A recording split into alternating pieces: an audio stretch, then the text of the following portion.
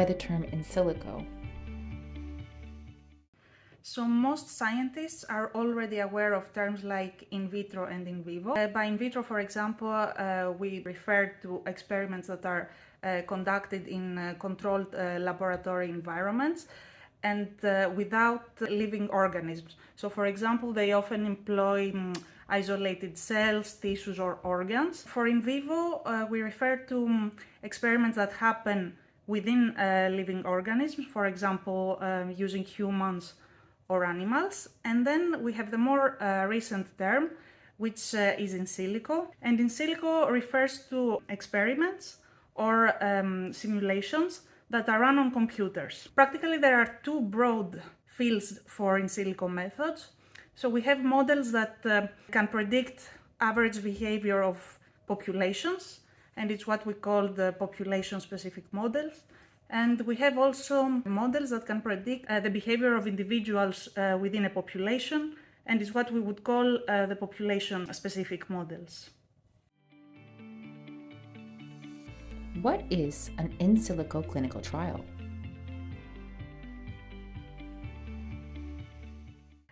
An in silico clinical trial is a computerized simulation that is run in a cohort of patients when we want to use these results for the design, development, or regulatory approvals, either of medicinal products or of medical devices, or for any other medical intervention. So different modeling and simulation techniques are applied in silico trials. For example, we have methods that are more based on computer science, such as agent-based modeling and machine learning. And we have the rather mathematical approaches, for example, finite elements, differential equations, and regression analysis. Then we can also apply hybrid approaches that combine both techniques that I mentioned.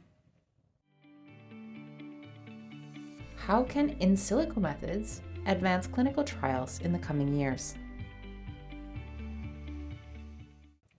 So in silico methods are intended to facilitate clinical research and preclinical research in many ways. To start with, they contribute to the reduction of the sample size and the duration of human clinical studies, but also of preclinical studies using animals. They can provide the information on the best and most efficient design when planning a real clinical trial, and they provide clearer and more detailed information on potential outcomes, including also surrogate endpoints.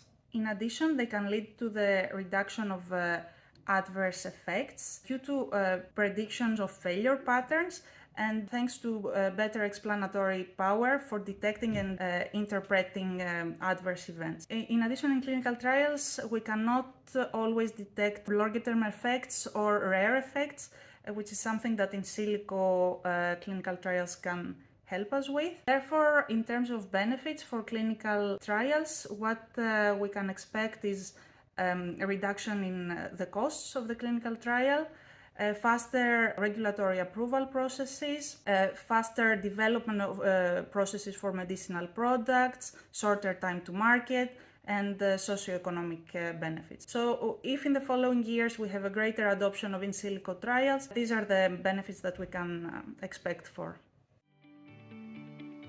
What are the remaining challenges for the wider adoption of in silico trials? Despite great recent advancements in the field, several challenges remain. First, we have the more technological limitations, for example, in terms of power in computing, in terms of complexity of the algorithms, and in terms of data availability. So there are not a lot of data available to train the models.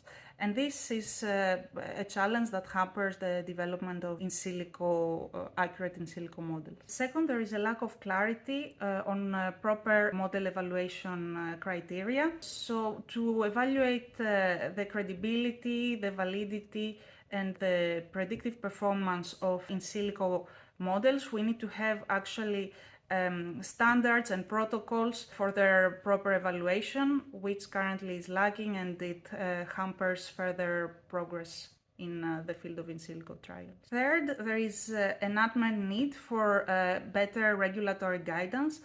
While there are some regulators, especially in the US, who have started efforts for harmonizing the guidelines for the use of in silico methods in regulatory applications, this is not the case everywhere, and work is still at a very young age. So greater regulatory support is needed to accelerate the adoption of in silico methods in the current regulatory practices.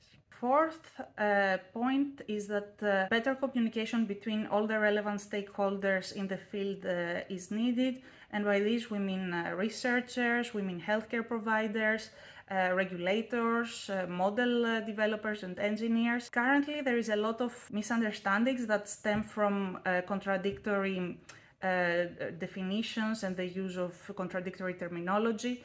But also conflicting expectations between these stakeholder groups and low efforts on collaboration. So if this is improved, we can see a faster adoption of in silico methods in the future. How is the SIMCor project contributing to advancing the adoption of in silico methods?